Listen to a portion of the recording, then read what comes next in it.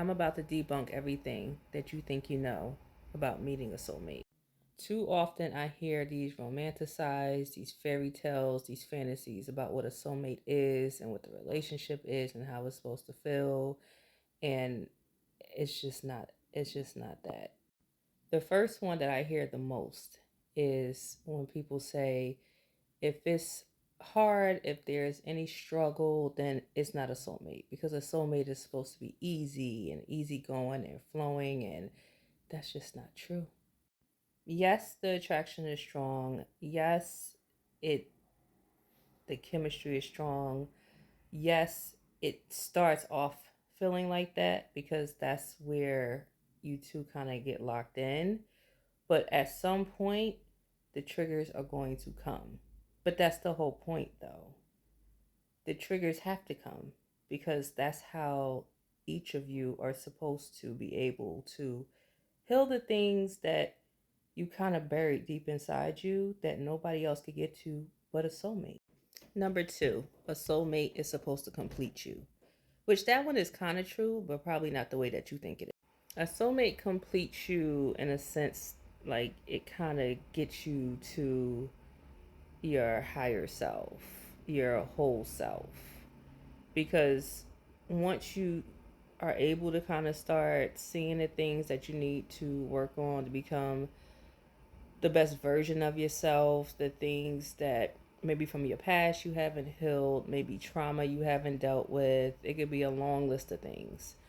But when those things come up for you and you are able to work on those things and kind of heal those things, get past those things, whichever way that you choose to do it, then yeah, that gets you to a complete version of yourself.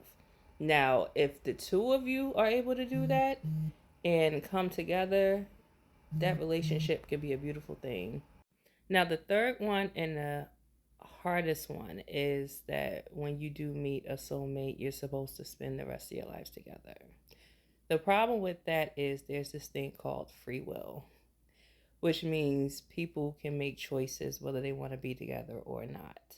There is no you have to end up together. There is no is written in stone and nothing can change that, because if you or your person just keep making the choice to be separated, to not be together, then unfortunately that's what it's going to be. Now, maybe life will keep putting you in the same room.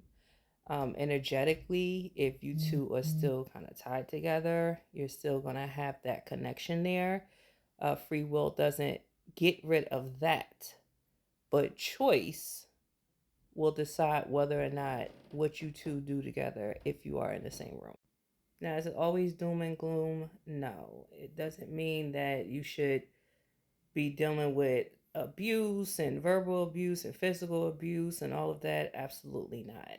It just means that certain things may come up and certain things may happen that doesn't fall in line with the typical soulmate information.